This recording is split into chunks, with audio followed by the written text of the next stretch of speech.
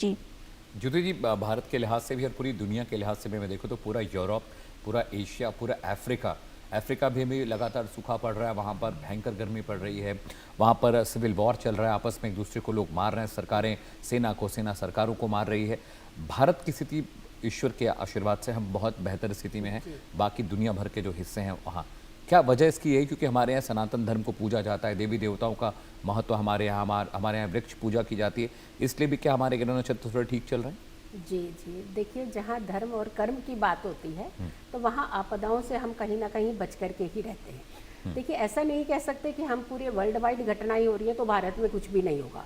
भारत में आतंकवाद बहुत ज्यादा हो गया, यानी नेगेटिविटी तो कहीं से भी किसी भी एंगल से आ रही है ना हमारे पास। सबसे ज्यादा प्रॉब्लम क्या होगी कि वर्ल्ड वाइड में हम दुनिया तो खत्म नहीं होगी, ये तो डेफिनेटली श्योर है, लेकिन हाँ, दुनिया खत्म होने की कगार पे इसीलिए चल रहे हैं क्योंकि हमने धर्म को पीछे किया है, हमने पाखंड को आगे कर दिया है। तो जब जब ये चीजें हुई हैं, क्योंकि जब हम सतयुग की बात करते हैं तो भगवान के पूरा युग चल रहा था। जब हम द्वापर की बात करते हैं या त्रेता की बात करते हैं, भगवान राम श्री कृष्ण के समय चल रहा था। लेकिन आज युग देखिए ना कौन सा चल रहा है। आज हम ही भगवान बन गए हैं, आज व्यक्ति भगवान बनने लगा। जब व्यक्ति भगवान बनता है तो फिर भगवान क्या करेगा? हम प्रकृति के साथ छेड़छाड़ करने लगे हैं। आज वो समय आ गया है कि ये कहा जाता है कि आप समय बताइए, भगवान को पीछे छोड़ करके हम बच्चे को जन्म देना है, इतना समय बताइए। तो कहाँ आप भगवान? आप भगवान आप नियति के साथ, आप नीति के साथ जब खिलवाड़ करेंगे तो आपको ये दुख झेलना ही पड़ेगा। कुछ कंट्रीज, कुछ एरियाज, ये डेफिनेटली नामो निशान इनका मिटेगा, इसमें कोई दो राय नहीं है। कुछ कंट्रीज क्लब भी होंगी आपस में, जैसे मुस्लिम डोमिनेटिंग कंट्रीज हैं, वहाँ पे कुछ एरियाज के नामो निशान नक्शे से हटेंगे और कुछ क्लब में होकर के चलेंगे। और रही बात, अगर हम इस समय के जो योग और संयोग की बात करें, जैसे मैंने कहा ना कि हर 15 दिन के अंदर कोई ना कोई एक 15 दिन का थोड़े थोड़े समय के बाद 15-15 दिन का ये एक कालसर्प दोष बनता जाएगा, कुछ समय के लिए बनता जाएगा। हमें यहाँ पे थोड़े से पर्टिकुलर रहना है क्योंकि इस समय में कहीं लंबी यात्रा ट्रैवल करना या फिर एयर यात्रा करना, ये थोड़ी सी इस समय तकलीफदायक रहेगी। भूकंप की स्थितियां जैसा हमने कहा था उतना ही हुआ, जैसे शिवांगी जी ने भी कहा था कि भूकंप बहुत ज़्यादा तीव्र गति के आए हैं और देखा है सबने। क्रैश की बात करते हैं हम, प्लेन क्रैश की हुआ है। देखिए, ये मुख से निकालना ना, हमें बोलने में भी पीड़ा हो रही है इस चीज़ की, क्योंकि जान माल का जो नुकसान होता है ना, ये उस व्यक्ति से पूछिए जिसके साथ हो रहा है। अगर हम कर रहे हैं ये चीज़ें कि काल सर्प दोष की जो समय जो सीमा बता रहे हैं, थोड़ा समय हम इसलिए बताना चाह रहे हैं कि एटलीस्ट इस समय दौरान में आप लोग ट्रेवल कर रहे हैं तो थोड़ा सा इस समय ध्यान रखिएगा, पूजा भक्ति ज़रूर करके अपने घरों से निकलेगा। देखिए, डरना डराना ये अलग चीज़ है, ये शास्त्रों में है नहीं है कहीं भी। ये एक एस्पेक्ट अगर जोड़ दिया जाए तो हम डराने में तो कोई समय नहीं लगता ना, तो आजकल तो घर में भी हम डराने लग पड़े हैं एक दूसरे को। 14 अप्रैल से 26 अप्रैल, 11 मई से 23 मई, 7 जून से 19 जून, 10 जुलाई से 22 जुलाई, यानी पिछला समय मैंने इसीलिए बताया है कि पिछला समय आप कनेक्ट करिएगा। इस समय कितनी बड़ी बड़ी आपदाएं इन पीरियड्स के अंदर हुई हैं, इकट्ठे क्लब में जान माल के नुकसान हुए हैं। और जो आने वाला समय है जुलाई का स्पेसिफिकली, हम ये कहेंगे कि आप 22 जुलाई तक एटलीस्ट प्रिकॉशंस लेकर के रखिए। हाँ, दुनिया खत्म हो होने दीजिए जिसको खत्म होना है। जब पाप की अति होती है, क्योंकि अभी नहीं दुनिया खत्म होगी, अभी पाप के तो घड़े भरे जा रहे हैं ना। जब हम भरने में लग चुके हैं, अनटिल अनलेस कि अगर हम थोड़ा सा मुड़ेंगे नहीं तो ये घड़ा बहुत ही जल्दी भरने वाला है। आज किसी और का समय, कल किसी और का समय, परसों किसी और को इस घेरे में आना पड़ेगा। तो प्रकृति से खिलवाड़ करना बंद करिए, अपने घरों के अंदर अपनी संस्कृति सभ्यता को संभालने का प्रयास करिए। और ये लेसन जो है, ये हम पेरेंट्स को सबसे पहले देना चाहते हैं कि जो माता पिता करते हैं बच्चे वही सीखते हैं। हम कहते हैं कि बच्चा बाहर से सीख कर आया, कहाँ से बाहर से सीख कर आया?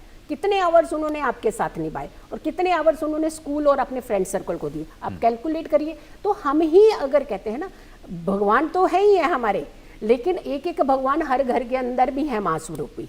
तो आपने कितनी शिक्षा लेने का प्रयास किया, या फिर उस भगवान ने अपने बच्चों को कितनी शिक्षा देने का प्रयास किया? तो हमें थोड़ा सा मुड़ना पड़ेगा।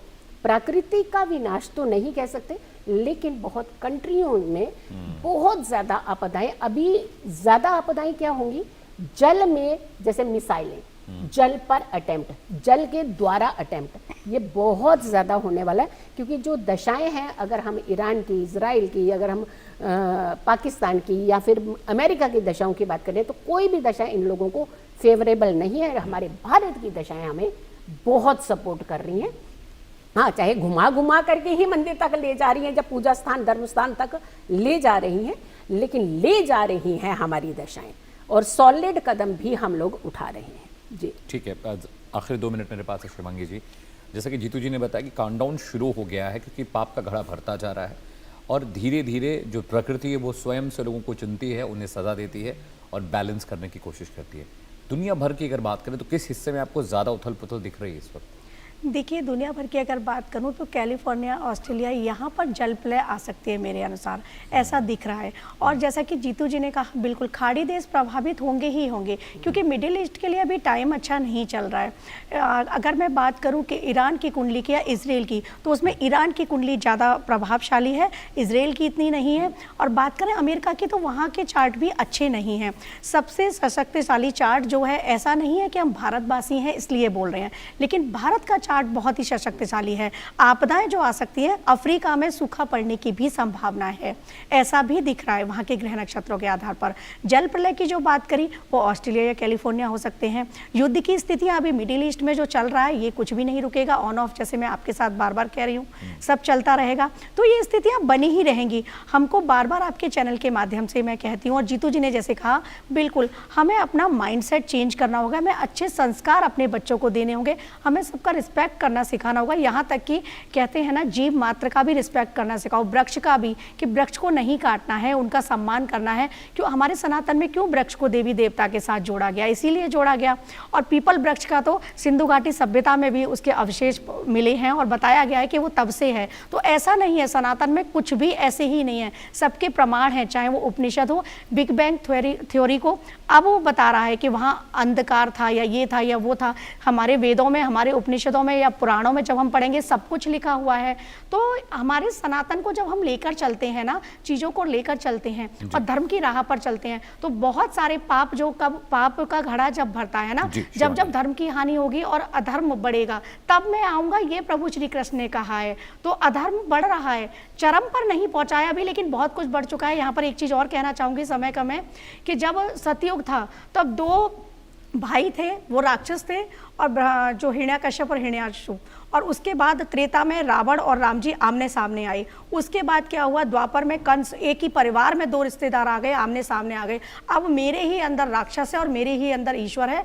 तो एक ही इंसान के अंदर वो पैटर्न चल रहा है। जब आप अपने अंदर के राक्षस को मार देंगे ना, तो आप ईश्वर तुल्य हो जाते हैं, वो भावना, वो चेतना को जागृत कर लेते हैं। तो आपको अपने अंदर के ही राक्षस को मारना है, आप किसी दूसरे को हार्म नहीं कर पाएंगे। जब आप ऐसे चलेंगे तो प्रकृति का दोहन नहीं होगा, प्रकृति का विनाश नहीं होगा। बहुत बहुत शुक्रिया आप दोनों मेहमानों का। जीतू जी, आपका भी बहुत बहुत शुक्रिया। Shivangi, thank you so much for joining on the show. वक्त एक ब्रेक का है दर्शकों, जल्द लौट रहे कुछ और खबरों के साथ।